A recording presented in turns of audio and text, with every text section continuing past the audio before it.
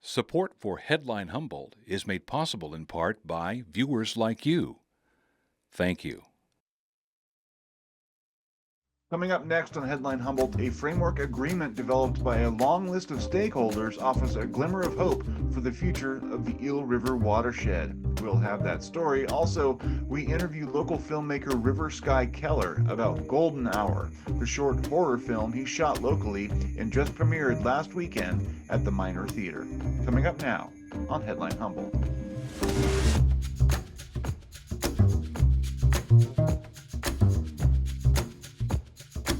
From the top of Humboldt Hill, this is Headline Humboldt. I'm James Falk. Thanks for joining us. For as long as I've been reporting the news here on the North Coast, there's been an ongoing narrative around the decline and degradation of our local river systems. The infamous Klamath River fish kill happened soon after I got my first reporting job, and the sight of all those dead fish washed up on the sand was devastating to all of us in the newsroom and, of course, in the broader community. The Eel River's woes were similarly dire, and each year brought fresh reports of declining populations, high temperatures, low flows, and more. So while we've been awash this last month in what seems like a tidal wave of distressing news about the environment and future policy moves, it's important to recognize that, at least where local rivers are concerned, significant progress has been made. The Klamath dams have come down, and the river is responding. And this week, we report that a new agreement was approved by the County Board of Supervisors to help take the first tentative steps toward a region-wide agreement that might just achieve the same sort of victory on the eel. This is profoundly good news. Challenges remain, of course, and the deal being sought won't be the perfect outcome for the river, but it can and will, if eventually approved, chart the course for an eventual Eel River renaissance. In an age of political turmoil and mounting frustration, I think it's important that we cherish the progress we're making in spite of it all. The lesson, as ever, is never give up. Our guest today is River Sky Keller, a local director whose new film, Golden Hour, premiered last week at the Minor Theater. But first, the news. A news organization once based in Arcata, Internews, was the subject this past week of some disclosures from WikiLeaks about the amount of cash it had been receiving from the United States Agency for International Development. The story prompted some outrage locally, even as details were scarce. The tweet from WikiLeaks pointed to that funding as some sign of deep state corruption, given the Trump administration's recent moves to dismantle that agency. Elon Musk and others claim U.S. aid is rife with corruption and have put it on their list of administrative targets. The truth is, as always, more complicated. Internews has long accepted public funding, but deploys that money to help set up news organizations in areas where free media is under attack. There is absolutely a debate to be had about the ethics of journalists accepting government money to report the news, but Internews was open about its funding and has been for years. Once based in Arcata, Internews maintains offices there, but now operates out of Washington, D.C. Efforts to reach an Internews spokesperson were unsuccessful by deadline. The Humboldt County Board of Supervisors this week signed on to a framework plan that may ultimately see the demolition and removal of 2 dams on the Eel River, as well as other restorative moves to that watershed. By signing on to this memorandum of understanding, the county joins a coalition of federal, state, local, tribal, and environmental organizations who are working to decommission the Potter Valley Irrigation Project and replace it with a new diversion facility to move Eel River water to the Russian River. Potter Valley is a defunct hydroelectric project consisting of 2 dams, a power plant, and tunnel. The plan would remove those and replace them with a facility that will continue diversions, but do so with increased protections for Eel River fish and more care for time of year and flow levels. As 4th District Supervisor Natalie Arroyo pointed out, the plan isn't perfect, but it does represent major progress. The so-called 2-basin agreement would also turn ownership of the water back over to the stakeholders in the Eel River Basin, to the Round Valley Indian tribes who'd leased them to the Eel Russian Project Authority. In addition, the tribes would receive restoration payments for historic and until now unpaid access. The plan works for a future where the Eel River diversions will no longer be necessary. We were founded 30 years ago for exactly this purpose, to remove the Eel River Dam. So this is a really, really exciting time for us. I need to start this morning by thanking you, county supervisors, for bringing this discussion before the public.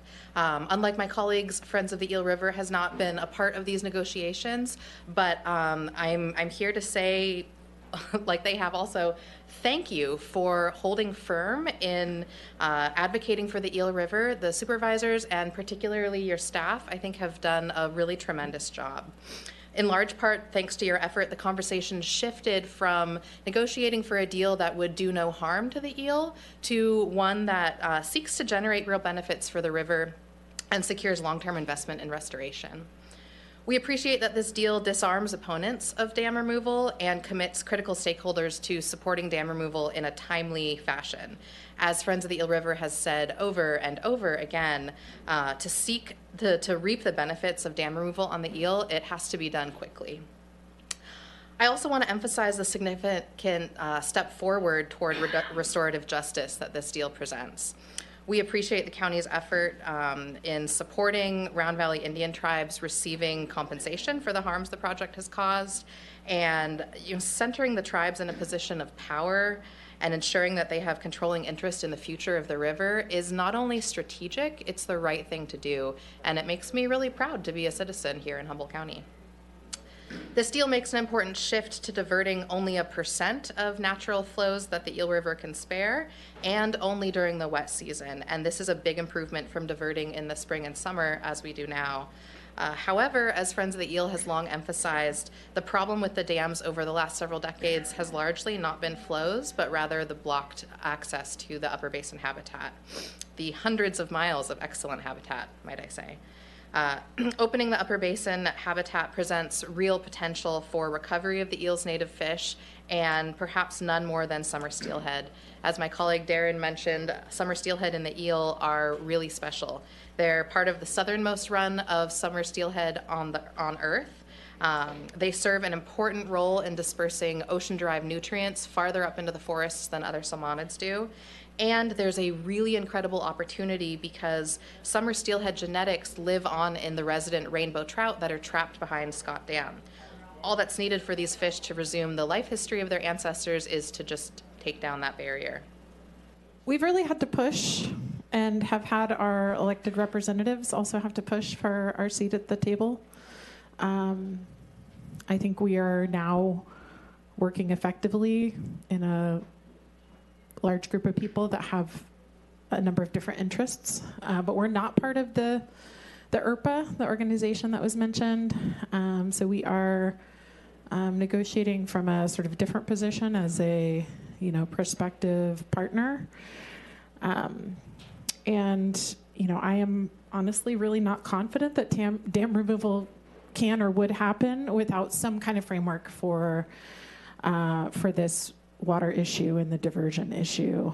And I'm really deeply concerned that without an agreed upon framework, the ecologically informed diversion that we've been hearing about that is informed by the hydrologic study and modeling would be trumped by other possible outcomes. So I'm really fundamentally concerned about that. And I believe that I'll just come out and say I believe that this is sort of our best shot at having a say in steering I think the restoration funding is a big piece of this, and I think it's important, and it's a way of mitigating some of the harms.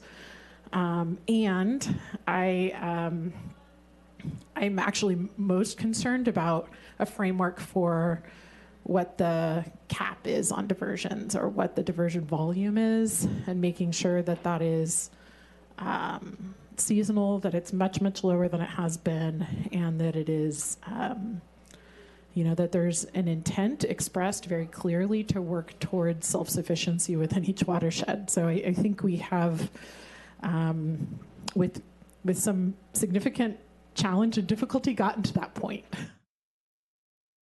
We'll be right back after this short break. This is the PBS app. It's ready for you whenever you want full episodes of your favorites, perhaps a little history, or the real story, shows with heart, or the latest news and docs. Even stream your local station live.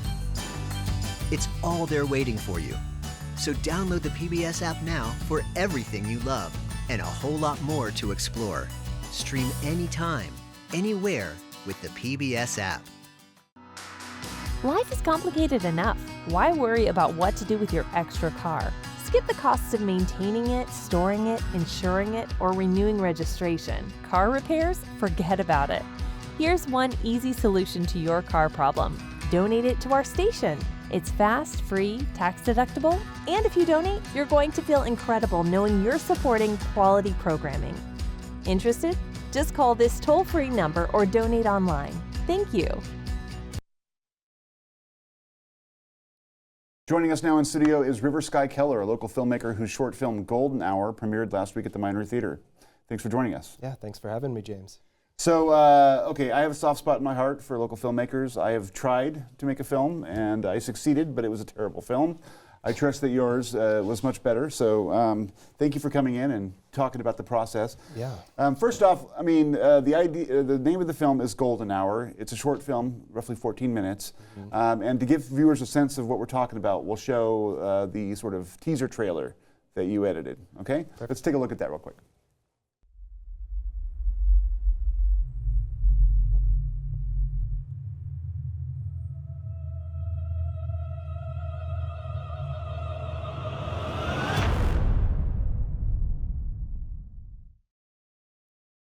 So I've got goosebumps. I mean, that's pretty haunting.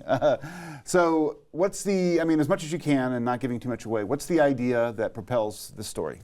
Sure. So short synopsis, there's a couple that are returning from a day hike, and on their way back, they get turned around in the woods, and creepy things start to ensue after that. Okay. I don't want to give too much away. It's only 14 minutes, hence the 15-second teaser trailer. Yeah. But, yeah, that's the overall premise. Okay. So how did you come up with the idea? And let's talk about a little bit about how the process of development unfolded for you. Sure. I'd been wanting to make a horror short for a while, and I'd been location scouting early in the fall. I first went to the Malel Dunes, and then finally I ended up at Big Lagoon. And I think a lot of the location scouting inspired the story itself. I'd been at Big Lagoon mushroom hunting for years, and there's a line in the film that I would say over and over. I'd be mushroom hunting out there, and I'd say, I'm totally turned around, but if I keep heading east, I'll hit the road. And you know, that going out there, you can get lost really easily, and there were certain like landmarks, the lagoon itself, that also just inspired major plot points in the film. Yeah. So now, I mean, 14 minutes is not a lot of time, and I mean, with a horror film, you're really trying to achieve kind of an emotional effect on your viewer. Can you talk a little bit about that challenge and how you thought about like making that effective in such a short amount of time? Yeah, I knew what I wanted to do start to finish. It was just about how much do I want to like knock over the head of my audience. Like, I don't want to make it so obvious what the ending is, but at the same time, I need them to understand it. So it was finding that balance of like, how vague do I want to keep this ending while also keeping this entertaining. But yeah, I think horror lends itself to short form content versus like a drama or a comedy, and I thought it was pretty easy to put myself in the shoes of the protagonist, and I've gotten good feedback from it as well. Yeah, you guys just premiered it this last weekend at the Minor Theater, and you had a Q&A afterwards. Talk about how that felt. I remember at our premiere, terrible film, lovely night. So how was your premiere night? Yeah, it was a farmer's market premiere at noon, so I think that also kind of took some of the pressure off. I was passing out flyers at the farmer's market, like, hey, there's a film premiering in 20 minutes if you're interested, and I got a few folks to come as well. Yeah. But yeah, the premiere itself went really well. I was really happy to have my actors on stage with me. That took some pressure off as well, and I got to hear their feedback, and I think the film went really well and got a lot of positive feedback from folks. And I had people asking me like, oh, what did you think of the film? And I told them, like, I've seen it hundreds of times. I was watching the audience. I was in the back just looking for reactions. So. Yeah.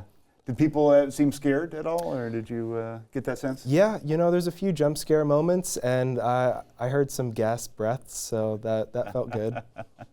So what's your background? I know that I watched your interview on K-Mud, which sort of inspired this conversation, and I thought it was interesting. It's sort of kind of like a family business. Your brother, I guess, is in the industry. Can you talk a little bit about how you guys have worked together and how that enabled you to kind of take up project of your own. Sure. Yeah, back in 2013 to 2015, I was living down in LA with my brother. He has a production company called Accidental Jacket, and he was working as a PA on the Oscars for several years when we first moved down there. And anytime the budget was big enough, I would PA for him, or I'd do behind the scenes footage on any of his shoots. So for about 2 years, I kind of dipped my feet into being behind the camera and seeing how that was like. Yeah. And so has your brother seen the film? He has, yeah. And what did he say? He likes it, yeah. He was one of the first, he was the first person I showed the film, and he had notes, and the film had several passes of notes, and I'm pretty happy with where it is now. But But he helped you through that process of kind of yeah, constructive criticism and whatnot. Definitely. Now, we were talking before the show about the process of writing a script, and people think, 14 minutes, not that big of a deal, but you worked on the script for months.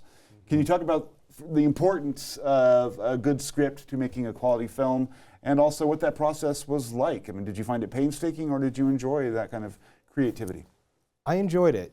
I didn't have a deadline for this, so I think that took a lot of the pressure off. Sure. I was working in coffee shops on this thing for several months, and once I finally cast the thing, I talked with my actors, and I gave them rough drafts of the screenplay, and I got a lot of input. Not tons of input, but enough to be like, okay, this character would never say this, let me change this. And because at the end of the day, my actor, who's in the right age group and is going to play this character, dived in maybe a little deeper than I would have, at least things that the character would say. So that also inspired the script as well. Yeah. So they were able to kind of, so you had your actors pretty early on in the process then? I did, yeah. Now, you mentioned before that you were an actor in a play, and that's how you met your crew, but tell us about it. Yeah, so I was cast as Anthony in Sweeney Todd at the local theater production of at NCRT, and my actors, Marina Benson, who plays Sam in Golden Hour, and Andrew Miller, who plays Thomas, they were both local actors, and we worked together in Sweeney Todd, and I was, my deadline, my self-imposed deadline of getting this thing made was coming up, and I hadn't set out a casting call yet, and I knew that I worked really well with these two, and they were in the right age group, so I asked them if they wanted to do a horror short in the fall, and they said yes, and luckily it all worked out really well. Now that you're at the end of the project, how do you feel about how they did? I thought they did really well. At the end of the day, this was my first film too, and it's my job to make them look good on camera. Sure. And we also had time fighting against us, so you can't have unlimited takes, but I think we did the best that we could, and I'm really happy with the finished product. Now, you were in the wilderness for the duration of the field production. Tell us that story. What were the challenges that you faced moving around in the woods and the coast to get this thing shot? Yeah, so my camera rig is quite heavy. I had to strap the thing around my back, and I had a waist strap to hold the gimbal as well. So just navigating the forest itself was pretty tricky for me. It was exhausting. Yeah. We were out there for hours at a time, and not all of it's easy trail walking. We were walking over logs and sticks, and I fell a few times, and it's like whatever happens to my wrists or whatever, my body, I'm like, just protect the camera. So stream crossings were a little difficult, and just like going uphill, I'd fall occasionally, but my actors didn't fall. Yeah. I tripped a few times, but I'd say navigating the environment was the trickiest part of it. Yeah. We had slick beach scenes as well. Yeah, and no equipment damaged or lost in the process. No equipment damaged or lost. Well, that's a victory right there. Yes, it is. And you mentioned that you got some of your equipment, you rented some of your equipment through Access Humboldt. And I did, yeah. But what was that process like? Because if you're a one-man show, obviously you've got to get all this stuff together, organize it all. You had the camera, I guess. I had the camera prior. I did end up renting a different lens for the shoot, but I contacted Access Humboldt early on, and they told me that they could rent out a boom mic for me. So, yeah, that ended up working out. The guy who was my sound mixer, I knew from the local climbing gym at Far North, and he was more than willing to help out with the shoot as well. So it was my friend Dominica was my AD, and yeah, it was a 5-person cast and crew. So wow, kept it pretty bare bones. And a couple or 3 days of shooting, right? 3 days, yep. And what did those days look like? I mean, were you out there for 12 hours, or I mean? Not 12 hours. I mean, I say 3 days, but we showed up at one day we showed up at noon, and at that time, 5 o'clock, it was getting dark. So That's like, true. Yeah, of course, yeah. So like noon to 5 most days. So yeah, like 4 or 5 hour days. Yeah. And how much footage did you end up with coming out of that? Oh God, I don't have an exact number, but I'd say I had maybe an hour and a half's worth of footage initially. And so you winnowed that down to the 14 minutes that's in the final product.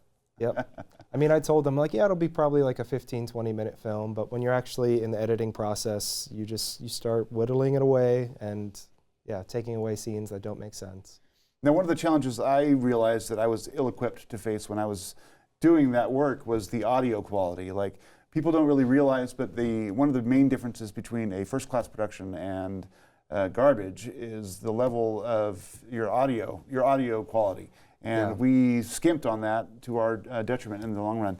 How do you feel like you guys did? And soundtrack, what do you have going for that?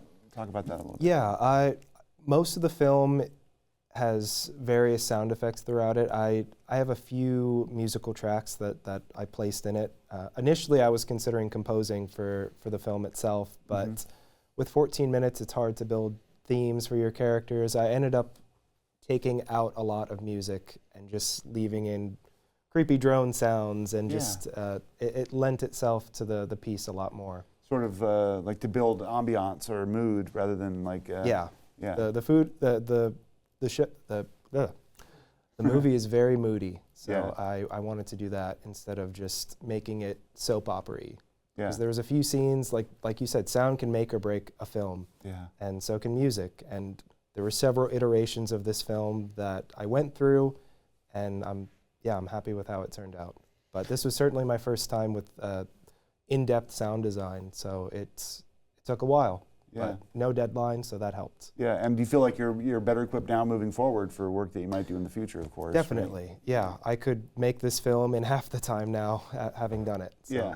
Now, I should mention that you have a local production company, and you're doing work also making advertisements or other kinds of things for local nonprofits and businesses, right? I do, yeah. I have a production company called River Sky Media. I work with nonprofits and local businesses like Queer Humboldt, the We Out Tribe, work with Premier Financial as well.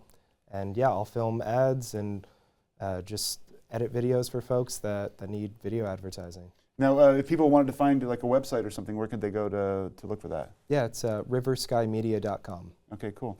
Now, have you learned your lesson? Are you done with filmmaking, or do you have other projects coming down the pike? What do you think about like your future work? How do you want to go? What direction do you want to go? Yeah, I mean, these passion projects, they're a lot of fun. They don't always pay all the bills, so I certainly want to keep doing video advertising, but the weekend horror short films, they're definitely going to be in my future. Yeah. I think those are a lot of fun and potentially a great way to get your chops, honed. You mentioned that you're trying to get into a film festival, or several of them. Talk a little bit about where the prospects are for that. And I didn't realize you had to pay to apply, which I think is sort of terrible. But yeah, anyway. Most of them that I ended up applying to, filmfreeway.com is like the major resource for applying to short film festivals. But I applied to the Humboldt International Film Festival, which is coming up pretty soon, so waiting to hear back from them. Applied to 2 horror short film festivals down in LA, so yeah, I'm hoping I can get into these, but yeah, we'll see. Yeah, and the Humboldt International Short Film Festival is obviously one we've done here, and hopefully it'd be great to have more local work, I think, there. Now, you're also an actor, and you're currently cast in a play, is that right? Yeah, You're in Town, which is coming up in the summertime at NCRT. I was recently cast, so yeah, that's also going to take up a lot of my weekdays and evenings. But you support yourself through the production work, is that right? I do. Yeah. I think that's cool. I mean, you're basically like getting all this together. One of the things that inspired me when I was making that film that I made, it was DIY, and it felt sort of punk rock and adventurous. But it was a lot of work, a lot more work than I had anticipated, and I learned a lot, but it was a huge challenge. For people who are watching who might be, contemplating potentially taking up something like this, some kind of passion project, what advice would you offer them about, look before you buy, or don't bite off more than you can chew, or would you have any advice? I mean, what are your thoughts? I'd say my advice would be to collaborate as much as you can. If you have people that are passionate about your project, I think that's the first step. Like, tell people your story. If this is your passion project, share screenplays with folks and get interest. And if you can get folks to help you work on this thing, you'll save a lot of time. Yeah. Out of all the things that you went through and all the things you learned, what do you think was the most valuable lesson for moving forward and for honing your talents and abilities? Oh God, that's a hard one. I'd say just be patient with myself. These types of projects take time, and I think my initial timeline was to get this film out sooner rather than later, but I ended up taking my time with the film in the editing process and the casting process and writing the thing. And yeah, I'd say for the projects that you're passionate about, don't feel like you need to rush them. Yeah. Take your time. And I mean, you worked on a limited budget. You said something like $500 for... That's remarkable for considering a 14-minute film out in the wilderness with crew and everything for $500 is an achievement, I think. Yeah, no, it was definitely a shoestring budget. A lot of it went towards the lens rentals, camera equipment rentals, the drone. But it was doable. Yeah. What kind of, real quick last question, just a nerd question, what editing software were you using for putting it all together? Yeah, I use Adobe Premiere Pro. Okay. Right. Yeah, so do we, so that's good. Yeah. It's great software. It is. Now, if folks want to see the whole film, you mentioned that the Miniplex in Arcata, you're negotiating with them now to Yes. do another sort of premiere thing, kind of? Yeah, I'm hoping sometime this month, a Wednesday evening, that I'll be able to do another showing at the Miniplex. But Okay. by the end of the month, I'm most likely going to upload it on YouTube for folks to stream. Okay. Make sure you let me know about that so I can let the viewers know. I think they're all going to be interested. And for a trigger warning, you said it's not a slasher film. Not a slasher film. It's not a body horror film. It's a psychological thriller. So Yeah. if blood and gore aren't your thing, granted there is some blood in this film, but not much. Yeah. So it's more having to do with your psychology. That's good. Mm. All right, sir. Well, I appreciate you coming in, and thank you for your work. Thank you so much for having me. I appreciate it. All right, man. That's all for this week. Thanks for watching. We'll be back next week. And remember to check out our podcast, www.youtube.com/@neongalactic, if you want to have some interesting and inspiring conversations. Stay tuned. Stay informed.